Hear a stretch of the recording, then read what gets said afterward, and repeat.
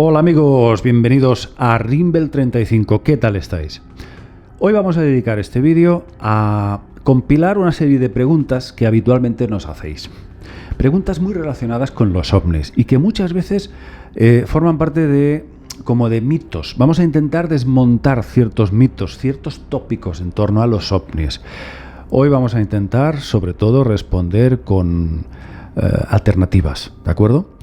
Ahí van algunas preguntas importantes que muchos de vosotros os hacéis sobre los ovnis.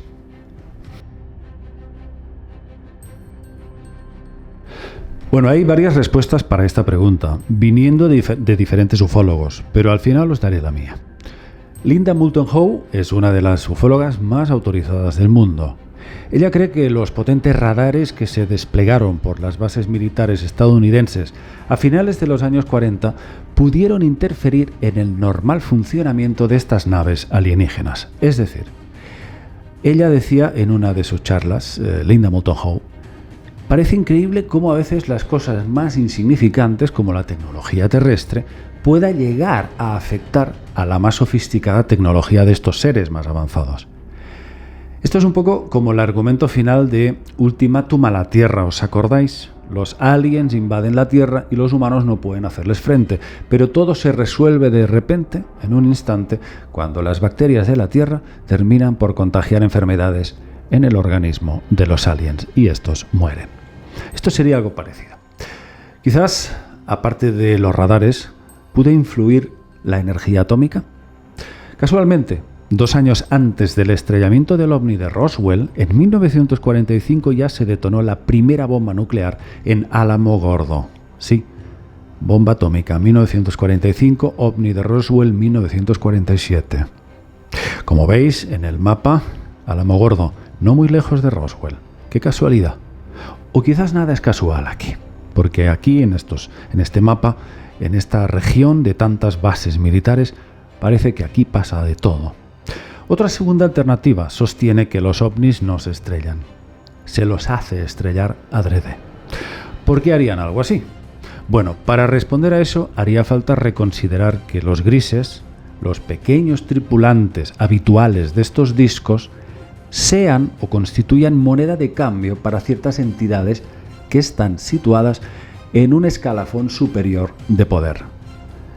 Estos seres tendrían el poder de elegir de entre los suyos material biológico o tecnológico como parte de un intercambio. Es decir, imaginaos dos culturas.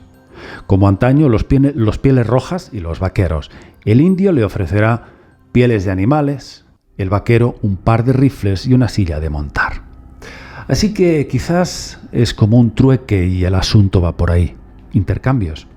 Son posibilidades que van un poco más allá de lo que se plantean oficialmente algunos estudiosos, quizás acomplejados con una especie de complejo de inmadurez conceptual.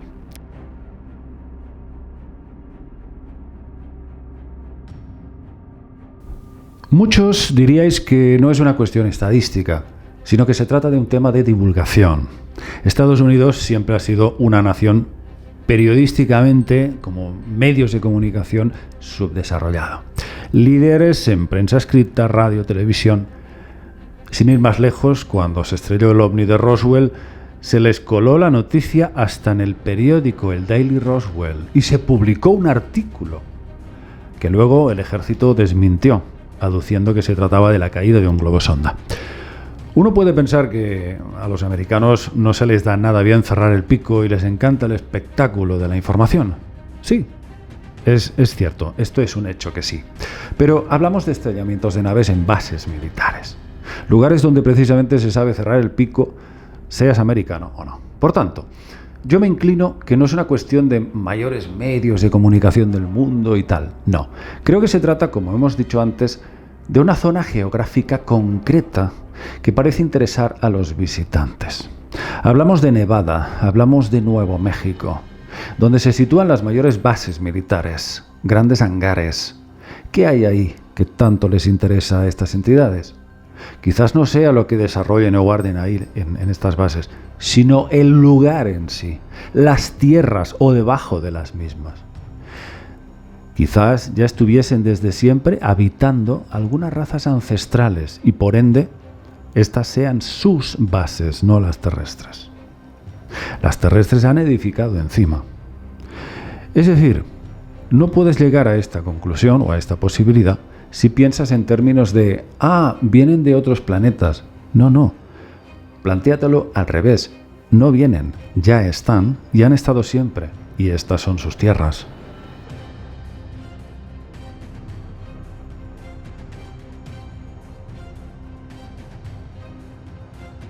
Como siempre os digo, la famosa frase, lo que no sé no existe. Es una cuestión de información. Y los científicos ortodoxos, a los cuales la sociedad les otorga equivocadamente el título de expertos, los convierte precisamente en lo contrario, en los menos aptos para hablar del tema, ya que no lo han investigado. Los científicos, o al menos la mayoría, son muy cultos en su área, en un área específica. Pero si quieres informarte del tema, no llames a un científico, sino a un ufólogo, que es quien ha dedicado su vida al tema. Y paso a responder la pregunta concreta. Pruebas hay, y muchas. Desde toneladas de archivos gubernamentales, muchos ya desclasificados por la CIA, el FBI o el Pentágono, hasta el asunto de las abducciones, un fenómeno que se pasa por alto y no se le da voz a quienes lo han estudiado por miles de casos, recopilando evidencias físicas, testimoniales, incluso de extracción de chips de dentro del cuerpo humano. Fijaos, el tema parece complejo, pero es simple. Si queréis saber si alguien es experto de verdad en algo, solo tienes que ver una cosa, no su título, sino su experiencia. Porque los que salen a desmentir a los ovnis siempre son personas con titulitis, pero cuando les preguntas si han estudiado casuística, la respuesta siempre es no. La pregunta es, ¿ha dedicado usted unos años de su vida, unos meses, a viajar, a entrevistar testigos, a documentarse casos? No.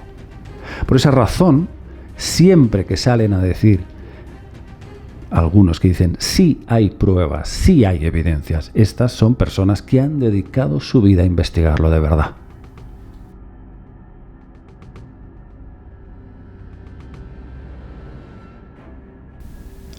Hay una realidad objetiva con evidencias físicas, marcas en la piel, cicatrices, coherencia entre testigos que no se conocen entre ellos y hablan de las mismas descripciones, etc., etc. Y luego hay una realidad subjetiva que entraría dentro de los dominios de lo metafísico, en donde se entremezcla todo. Pero el fenómeno en conjunto creo que es real. Existe una interferencia por parte de unas entidades que recurren a nosotros para proveerse de material biológico, genético y quizás en última instancia emocional. Creo que estos seres realizan hibridaciones.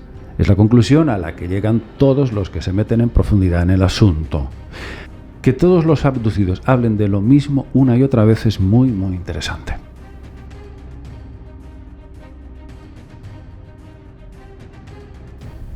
A lo largo de mis más de 30 años de estudio del tema, he conocido a cientos de personas escépticas, personas que no aceptaban la realidad de los ovnis, pero que al cabo del tiempo volvieron a ponerse en contacto conmigo para contarme que habían tenido una experiencia y cómo habían cambiado de opinión.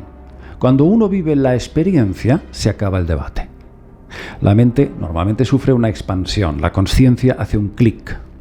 Ahora, si hablamos de evidencias globales que sirvan para todos, lo que yo recomiendo es que no te quedes ahí esperando a que te traigan las pruebas en una bandeja. Sal a buscarlas, como hice yo. Claro, esto siempre será proporcional al grado de interés que tú tengas por descubrir la verdad.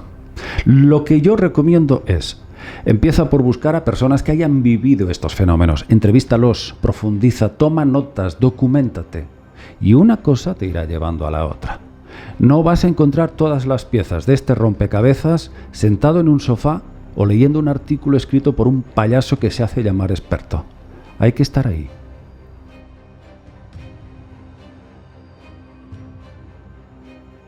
Esto no es una pregunta, sino un falso mito reformulado como pregunta. No tiene ningún sentido. Es decir, Esto se debe desmitificar de una vez por todas como parte de la ignorancia de un sector de la sociedad que sigue sin conocer todos los entresijos del fenómeno. Contamos con miles y miles de fotos de ovnis. ¿Pero qué sucede? Que debemos entender el contexto en que se registran estos avistamientos. No siempre es fácil lograr un plano acertado o con la cámara o tecnología adecuada, o que la persona pueda en ese momento mantener la calma, etc., etc. Pero es que encima la gente es muy exigente. Y si la foto es clara, no la aceptan porque es demasiado buena. Entonces es falsa. Pero si la foto es difusa, dicen que puede ser cualquier otra cosa. ¿Entonces qué? ¿Entonces qué? ¿En qué quedamos? Además, para más INRI, hoy en día, en plena era digital y de Photoshop y de aplicaciones cada vez más avanzadas para gráficos, resulta muy fácil simular cualquier imagen. Se hace en 2 segundos con el dedo meñique. Y como la mayoría no ha visto con anterioridad fotos de ovnis auténticas, se creen que todo es falso, se creen que todo es fraudulento. Y no es así. Quien dice fotos puede ser vídeos, más de lo mismo.